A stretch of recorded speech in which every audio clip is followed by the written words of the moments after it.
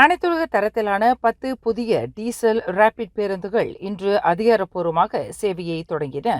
இவ்வாண்டு ஜூலை மாதம் தொடங்கி 2026ஆம் ஆண்டு முதலாவது காலாண்டில் கட்டம் கட்டமாக தருவிக்கப்படவிருக்கின்ற யூரோ 5 ரகத்திலான 310 ரேபிட் பேருந்துகளில் முதல் கட்டமாக 10 பேருந்துகள் பெறப்பட்டுள்ளதாக போக்குவரத்து அமைச்சர் ஆந்தனி லாக் தெரிவித்தார். நாட்டின் பொது போக்குவரத்து தரத்தை உயர்த்துவதற்கு அரசாங்கம் மேற்கொண்டு வரும் முயற்சிகளில் ஒரு பகுதியாக இது திகழ்கிறது என்று ஆந்தனி லாக் குறிப்பிட்டார். சுற்றுச்சூழல் மாசுபாட்டை கட்டுப்படுத்தவல்ல அனைத்துலக தரத்திலான இந்த பேருந்துகள் யூரோ 5 தொழில்நுட்பத்தை கொண்டதாகும். யூரோ 5 தொழில்நுட்பம் என்பது கார்பன் டை ஆக்சைடு வெளியீட்டை 0.4 விழுக்காடாக குறைக்க வல்லதாகும். நைட்ரோஜன் ஆக்சிடா வாயுக்களின் வெளியேற்றத்தை குறைக்கக்கூடியதாகும் என்று ஆந்தனி லாக் விளக்கினார்.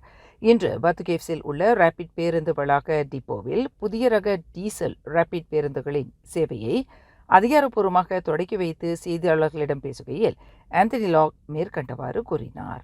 மேலும் செய்திகளை தெரிந்து கொள்ள கீழே இருக்கும் பெல் பட்டனை அழுத்துங்கள்.